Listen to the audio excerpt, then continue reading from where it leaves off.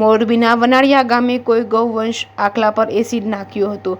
સમગ્ર વાત કરવામાં આવે તો મોરબીથી 12 કિલોમીટર દૂર નવલખી રોડની અંદરના ભાગે આવેલ વનાળિયા ગામે ગૌવંશ આખલા ઉપર કોઈ એસિડ નાખતા જ આખલાના શરીરની ચામડી ઉતરી ગઈ હતી, જેથી સારવારમાં આખા ગામના લોકો ખડેપગે છે। આ અંગે ગામના યુવાને પોલીસમાં અરજી આપી છે। આ બાબતે વાત કરીએ તો હરાહર કળયુગમાં કોઈ ભેંસને રેડિયા રખડતી જોઈ છે ખરી, ત્યારે જેને માતાનું પદ આપ્યું છે એવી ગાય માતાઓ અને તેના વંશજો આખલાઓને ગમે ત્યારે રખડતા જોઈ શકો છો, પરંતુ જ્યારે રેડિયા ઢોરની કોઈ હેરાન કરે ત્યારે જીવદયા પ્રેમીઓના જીવ કકડી ઉઠે છે અને આવો બનાવ પ્રકાશમાં આવ્યો છે। વનાળિયા ગામે ગૌવંશ આખલા પર એસિડ નાખતા જ આ આખલો કણસડતો ગામમાં પાદરમાં આવ્યો હતો અને ત્યાં ગામના યુવાન રોહિતભાઈ વિલપરા અને હિતેશભાઈ પાડલિયા, નવનીતભાઈ પટેલ તેમજ સરપંચ અકબરભાઈ સુમરા સહિતના મોટી સંખ્યામાં ગ્રામજનો ભેગા થઈ ગૌવંશ આખલાની સારવાર શરૂ કરી હતી। હાલમાં આ ઘાયલ આખલાને ગ્રામ પંચાયતના પટાંગણમાં રાખવામાં આવ્યો છે, તેની સારવાર કરવામાં આવી રહી છે, ખાવાનું પૂરું આપવામાં આવે છે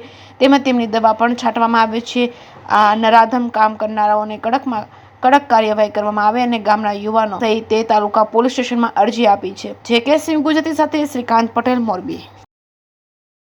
એક આ ખૂટિયા ઉપર એસિડ ફેંકી અને 2 દિવસથી એમને રખડતો હતો, એટલે અમે ગામના લોકોએ ભેગા મળીને 10-12 જણા અમે પોલીસ સ્ટેશને અરજી આપી અને પોલીસવાળા લોકો પણ અહીં આવીને જોઈ ગયા અને જીવદયા કેન્દ્રમાં અમે કોલ કરીને ડૉક્ટરને બોલાવ્યા અને ડૉક્ટરે આવીને પણ એમની સારવાર કરી।